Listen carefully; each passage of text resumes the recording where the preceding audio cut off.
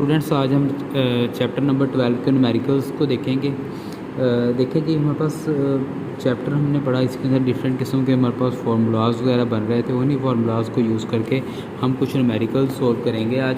तो देखिए जी, इसके अंदर सबसे पहले क्या आता है, an object 10 centimetre in front of the convex lens. एक ऑब्जेक्ट जो है वो कन्वेक्स लेंस से 10 सेंटीमीटर सामने वाली साइड पे, फ्रंट साइड पे पड़ा है।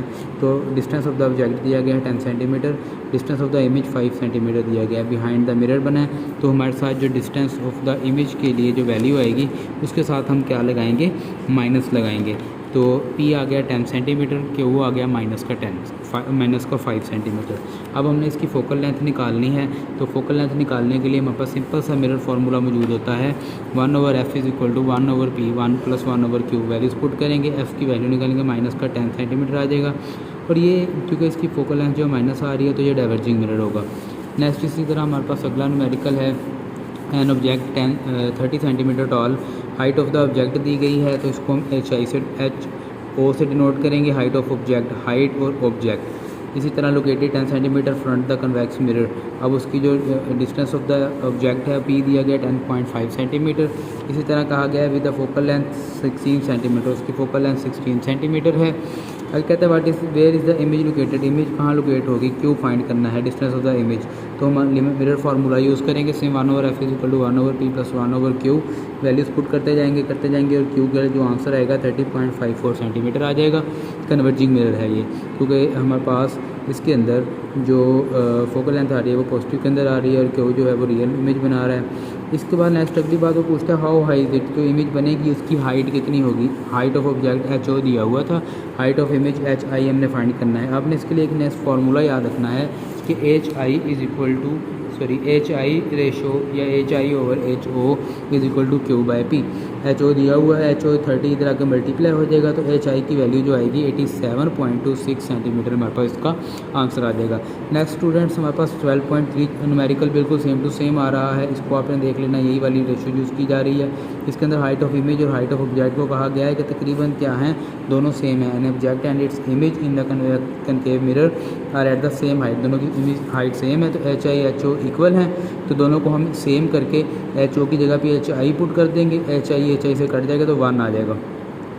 इसी तरह उन्होंने कहा है कि 1 = Q/P आ गया, तो Q और P आपस में इक्वल होंगे। अगर P 20 है तो Q भी 20 आएगा।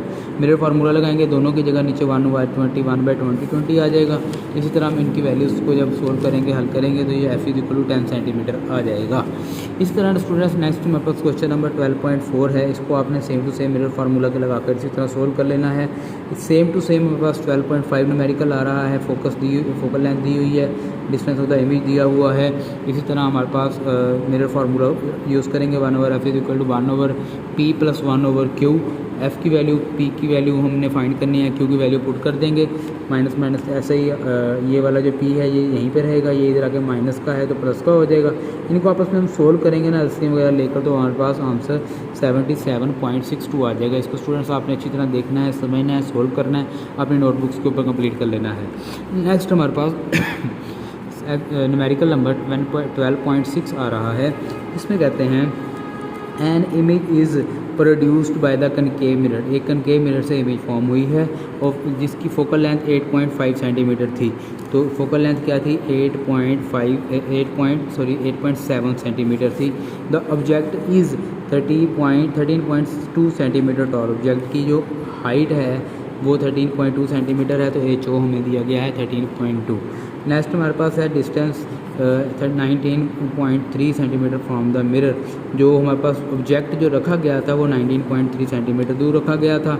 नेक्स्ट वो कहता है कि find the location of the height, find the location and height of the image. उस इमेज की लोकेशन और उसकी हमने हाइट फाइंड करनी है। इसी के साथ हमारे पास पार्ट बी में पूछता है find the height of the image. Image की हाइट फाइंड करें, produce by the mirror if the object is twice as far from the mirror.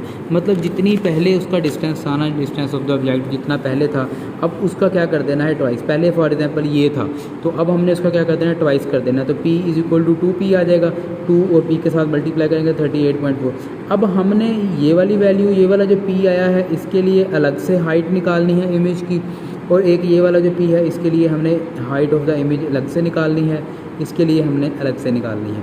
देखें जी, हमारे पास मिरर फार्मूला मौजूद है। अगर हमने इमेज की हाइट निकालनी है तो हमें Q और P दोनों मालूम हों, लेकिन हमारे पास सिर्फ P दिया गया, Q नहीं दिया गया। हमें मिरर फार्मूला लगाएंगे 1/f = 1/p + 1/q formula use करते गए।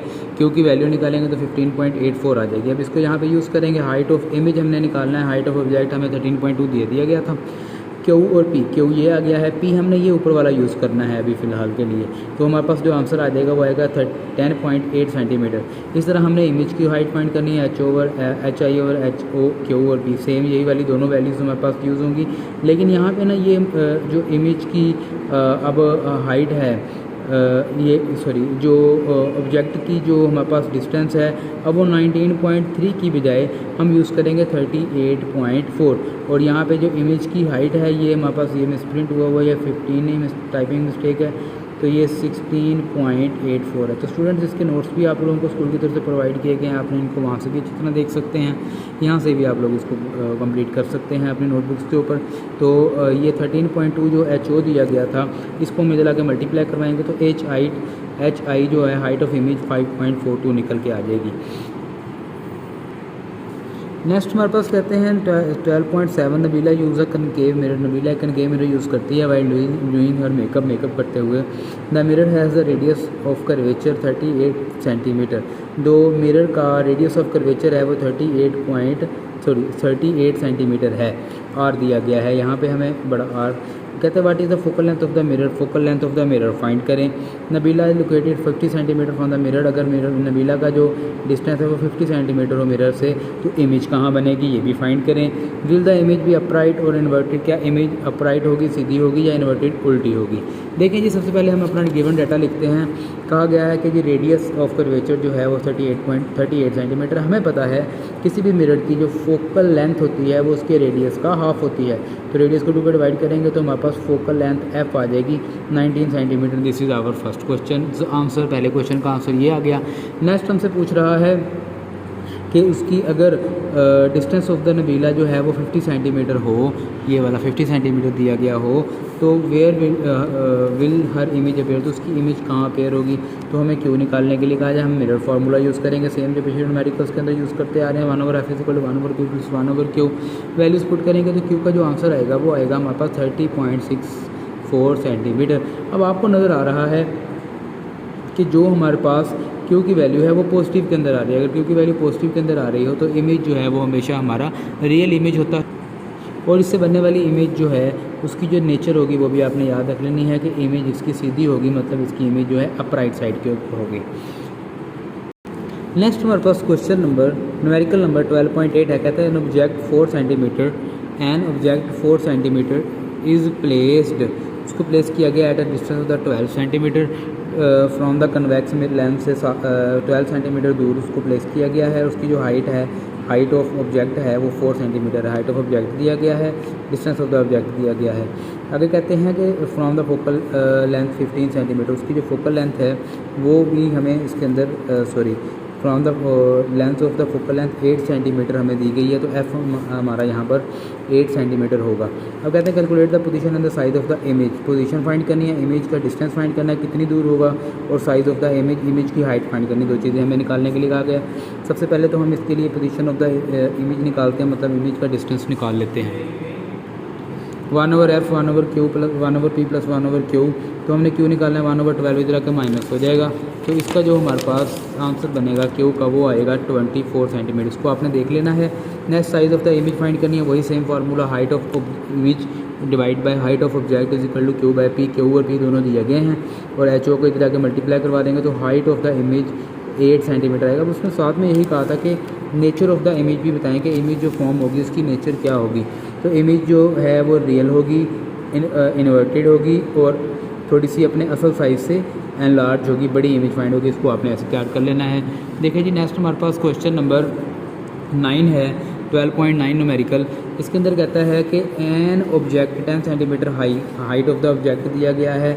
ये HO से इसको डिनोट कर देते हैं, वो कितना है 10 सेंटीमीटर है। Place 20 centimetre from the concave lens, उसका जो डिस्टेंस है वो 20 सेंटीमीटर है। फोकल लेंथ जो है वो 15 सेंटीमीटर दी गई है। लेकिन यहाँ पे कनकेव लेंस है, तो कनकेव लेंस की जो फोकल लेंथ है वो माइनस के अंदर आएगी। कितने के अंदर आएगी? -15 सेंटीमीटर। हम -15 यूज़ करेंगे। आगे हमारे पास मिरर फार्मूला है 1/f = 1/p + 1/q। तो q जो है हम यहाँ से अगर q निकालना चाहते हैं तो ये इधर आगे माइनस प्लस हो गए। सोल्व करने के बाद q की वैल्यू जो आएगी -8.75 सेंटीमीटर आ जाएगी। इसके बाद नेक्स्ट हमारे पास फार्मूला है HI/HO = Q/P। फार्मूला को यूज़ करते हुए हम हाइट ऑफ द इमेज भी बड़ी आसानी के साथ निकाल सकते हैं। इमेज जो है वो वर्चुअल बनेगी, अपराइट बनेगी और एनलार्ज बनेगी। नेक्स्ट हमारे पास 12.10 है। 12.10 तकरीबन सेम न्यूमेरिकल ही हमारे पास आ रहा है। आप लोग इसको यहाँ से देखकर अच्छी तरह अपने पास नोट आउट कर सकते हैं, इसको अच्छी तरह प्रैक्टिस कर सकते हैं। इसके अंदर कहता है कि convex length of the focal length 6 centimetre की फोकल लेंथ है। इसके बाद अब use for the virtual image of the 3 times size of the object. Object के साइज़ से उसकी जो हमारे पास जो इमेज बन रही है वो कितनी है? 3 टाइम्स है। मतलब ऑब्जेक्ट के डिस्टेंस से इमेज का डिस्टेंस 3 टाइम्स है। Q = 3p है, तो हम यही वाला यूज़ करेंगे यहाँ पे 3p। और इसके बाद चूँकि वो कहते हैं कि जो इमेज बनती है वो वर्चुअल इमेज बनती है, इसलिए ऑब्जेक्ट का डिस्टेंस जो है वो तो प्लस ही रहेगा, लेकिन जो हमारे पास इसका इमेज का डिस्टेंस है वो -3p आ जाएगा। ठीक है, तो हम मिरर फार्मूला यूज़ करेंगे 1/f = 1/p + 1/q। 1/p हमने निकालना है, ये इधर के माइनस प्लस हो गया, तो p का आंसर जो आएगा वो 4 सेंटीमीटर आएगा। इसको नोट्स के ऊपर से आपने अच्छी तरह देख लेना है, अपने नोटबुक्स के ऊपर कंप्लीट कर लेना है। बड़ी अच्छी तरीके से आपको करवाया गया है, दिखाया गया है वहाँ पर जी। तो नेक्स्ट हमारे पास 12.11 न्यूमेरिकल है। Ray of the light from the air is incident on the liquid surface at angle of the incident 35 degree centigrade. तो इंसिडेंट एंगल जो है वो 35 डिग्री आ रहा है, 35 डिग्री। इसके बाद हमारे पास नेक्स्ट कह रहा है calculate the angle of the refraction angle of refraction find करना है। रिफ्रैक्टिव इंडेक्स 1.25 दिया गया है। रिफ्रैक्टिव इंडेक्स को आंसर नोट करते हैं। फार्मूला में जो आपने यहाँ पे याद रखना है n = sin I/sin R। n दिया गया है, sin I दिया गया है, sin R हमने निकालना है एंगल ऑफ रिफ्लेक्शन। देखें जी, ये sin R नीचे डिवाइड हो रहा है, इधर आगे आ जाएगा 1.25, इस साइड के ऊपर आकर नीचे डिवाइड हो जाएगा। दोनों को सोल्व करेंगे। R हमने निकालना है, साइन को हम इधर से उठाकर इस साइड के ऊपर लेके आएंगे, तो साइन जो है इधर आके साइन इनवर्स बन जाएगा। कैलकुलेटर की मदद से हम इसको सोल्व करेंगे, 27.32 आंसर आ जाएगा। इस तरह हमने इसका क्रिटिकल एंगल निकालना है। Calculate the critical angle between the liquid air inter surface. अब क्रिटिकल एंगल वो एंगल होता है जिसके ऊपर आने वाली रे जो है वो अगर क्रिटिकल एंगल के ऊपर फॉल हो रही हो तो उसका जो एंगल ऑफ रिफ्लेक्शन है वो 90 डिग्री हो जाता है। 90 डिग्री के ऊपर बेंड हो जाती है लाइट जो है, लाइट रे है। अब यहाँ पर हमारे पास रिफ्रैक्टिव इंडेक्स तो वही सेम रहेगा, लेकिन यहाँ पे एंगल ऑफ रिफ्लेक्शन हम 90 यूज़ करेंगे और इंसिडेंट एंगल की बजाय हम क्रिटिकल एंगल का नाम दे देंगे, आई को ही सी कह देंगे। सी साइन सी हमने फाइंड करना है, ये डिवाइड हो जाएगा नीचे आकर। सी निकालना है तो साइन इधर आकर साइन इनवर्स हो जाएगा। इसका आंसर निकालेंगे तो 53.13 डिग्री हमारे पास क्रिटिकल एंगल निकल कर आ जाएगा जी। नेक्स्ट और लास्ट हमारे पास न्यूमेरिकल नंबर 12.12 है। थोड़ा सा इंटरेस्टिंग और थोड़ा सा ट्रिकी सा क्वेश्चन है। The power of the convex lens is 5 dioptre. तो पावर दी गई है 5 डायोप्टर। नेक्स्ट कहते हैं कि at what distance object should be placed from the lens so that it is real and 2 time larger image is form. सबसे पहले तो हम इसकी फोकल लेंथ निकाल लेते हैं। फोकल लेंथ उसकी पावर का रेसिप्रोकल होती है, F = 1/p। तो फोकल लेंथ आ जाएगी 0.2 मीटर। मीटर को सेंटीमीटर में चेंज करेंगे तो फोकल लेंथ F = 20 सेंटीमीटर आ जाएगी। अब नेक्स्ट बात ये कहता है कि at what distance object should be placed from the lens it is 2 time larger image is form. मतलब Q और P के अंदर जो रेशो आ रही है वो 2:1 की है। मतलब जितना डिस्टेंस P का होगा अगर वो 1 है तो जो image of distance of the image होगा वो 2 होना चाहिए, उससे डबल होना चाहिए। तो Q/P की रेशो आ रही है कि वो 2/1 आ रही होगी। हम यहाँ से Q निकालना चाहें तो P इधर का मल्टीप्लाई होगा तो 2P हो जाएगा। मतलब हमारे पास P तो P ही है, Q की जगह पे हम 2P पुट करेंगे। फोकल लेंथ हमें 20 सेंटीमीटर पहले से हमने फाइंड आउट कर लिया। हम मिरर फार्मूला लगाएंगे 1/f = 1/p + 1/q। P हमने निकालना है, Q की जगह पे 2P पुट कर दिया। 1/p और 1/2p इन दोनों को सोल्व करेंगे और 1/20 के साथ हम इसको मल्टीप्लाई डिवाइड वगैरह करेंगे तो हमारे पास जो P का आंसर आ जाएगा वो आएगा 30 सेंटीमीटर जी। तो इसी का मैंने छोटा सा सोल्यूशन यहाँ बना दिया। 1/p और 2p का अगर हम एलसीएम लेंगे तो वो आ जाएगा 2p। जब हम इनको सोल्व करेंगे तो ऊपर 2 आ जाएगा, यहाँ पे 1 आ जाएगा। 2 + 1 3/2p। अब अगर हमने यहाँ पे नीचे वाला p निकालना है तो ये जो नीचे p डिवाइड हो रहा है इधर के मल्टीप्लाई हो जाएगा, p यहाँ पे आ गया 20 जो नीचे डिवाइड हो रहा है इधर के मल्टीप्लाई हो जाएगा, 3/2 मल्टीप्लाई बाय 20 सोल्व करेंगे तो p = 30 सेंटीमीटर हो जाएगा। जी स्टूडेंट्स, आपने इस चैप्टर की ये न्यूमेरिकल्स जो हैं अपनी नोटबुक्स के ऊपर कंप्लीट कर लेने हैं और इनको अच्छी तरह आपने प्रैक्टिस कर लेना है। आज के लिए इतना ही, ओके, अल्लाह हाफिज़।